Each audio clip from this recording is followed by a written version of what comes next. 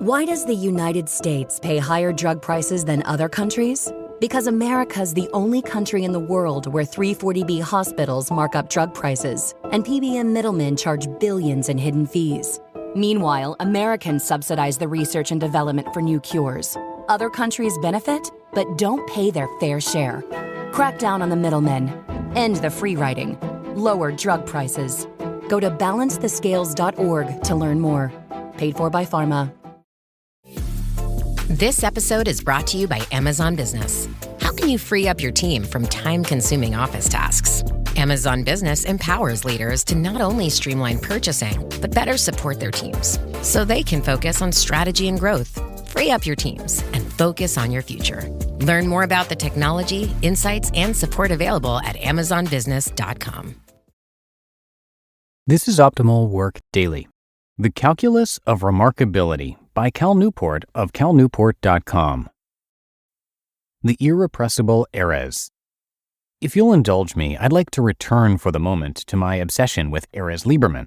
As you might recall, Lieberman is a rising star in the science world. He's currently a fellow at Harvard's Elite Society of Fellows and a visiting faculty member at Google. He was selected for the Tech Review's 35 Innovators Under 35 list. His work has been featured on the front page of the New York Times, and the NIH just gave him a $2.5 million New Innovators grant. When Lieberman's stint as a Harvard Fellow is over, he'll have his choice of academic positions.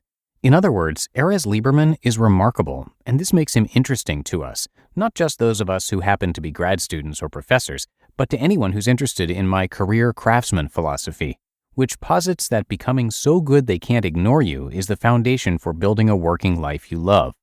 With all this in mind, I thought it useful to dive deeper into Lieberman's story and see what insights I could uncover. A publication power hitter.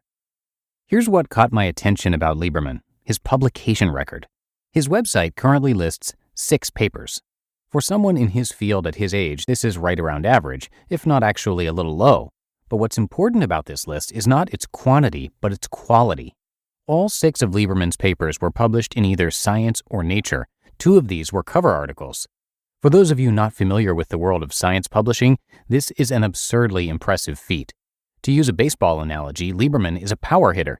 He's willing to stand at the plate all day watching the pitcher paint the corners, waiting for that one juicy pitch over the middle that he can crush.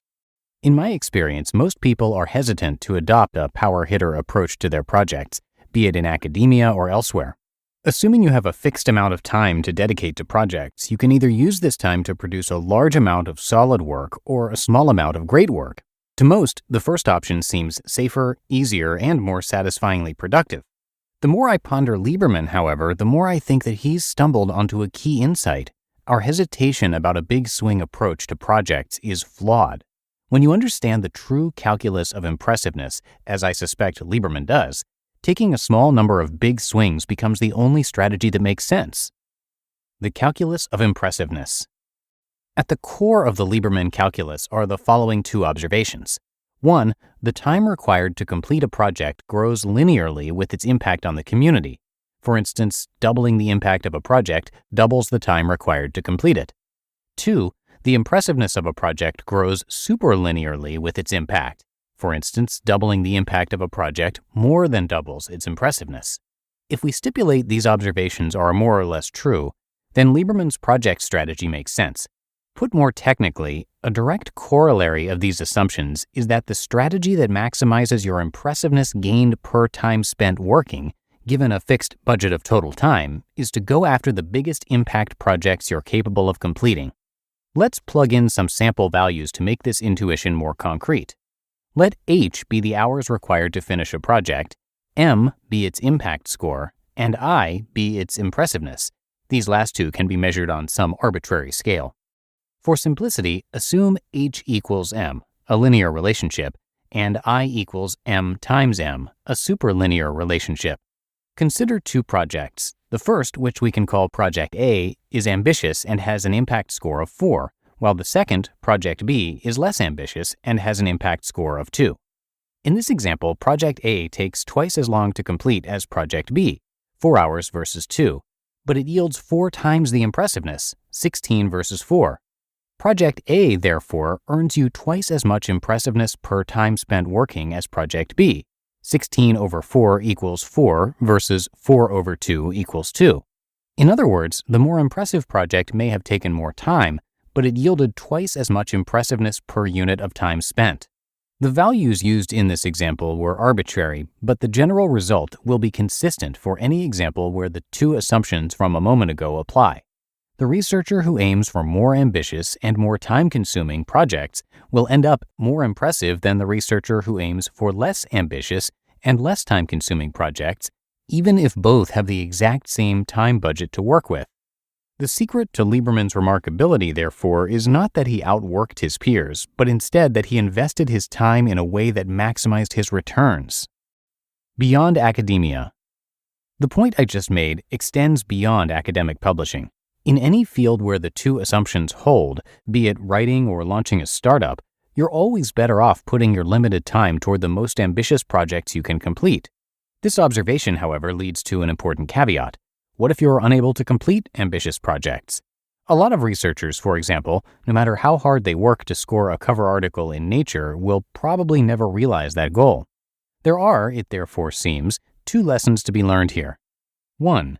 To become remarkable, tackle the most ambitious projects you can complete. And 2, to get the biggest returns, you need to also invest in increasing the maximum level of ambitiousness you can achieve. Part of this latter goal is simply dedicating the deliberate practice required to become excellent. Lieberman has a joint PhD from Harvard and MIT, for example, where he studied under Eric Lander, one of the most inventive biologists of the last 2 decades. This no doubt raised the high end of what he could achieve. But I think there's more at play here. The closer I look at Lieberman's record, as well as the record of other remarkable achievers, the more I notice other, more subtle strategies at work. The type of strategies that allowed Lieberman to become a star when his classmates, with the exact same training, brain power, and potential, fell short. The type of strategies that increased the ambitiousness of the projects he could complete, and therefore allowed him to better leverage the calculus of remarkability. You just listened to the post titled The Calculus of Remarkability by Cal Newport of calnewport.com. What does it take to lead like a superhero? Find out on the Superhero Leadership Podcast, hosted by Marvel's former CEO and legendary turnaround expert, Peter Cuneo. Each week, Peter is joined by top performers from business, media, and beyond, leaders who have mastered the art of impact, resilience, and vision. Together, they explore Peter's 32 leadership essentials, revealing what it really takes to rise, inspire, and lead with purpose.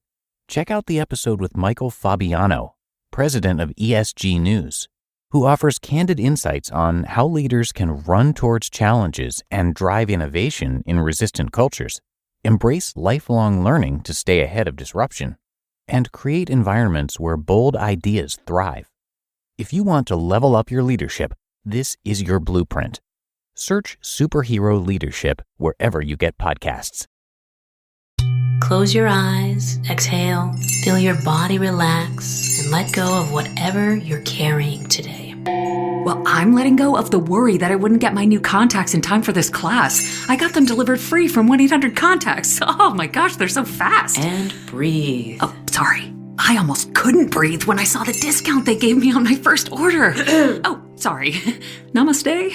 Visit 1-800-CONTACTS.com today to save on your first order. 1-800-CONTACTS.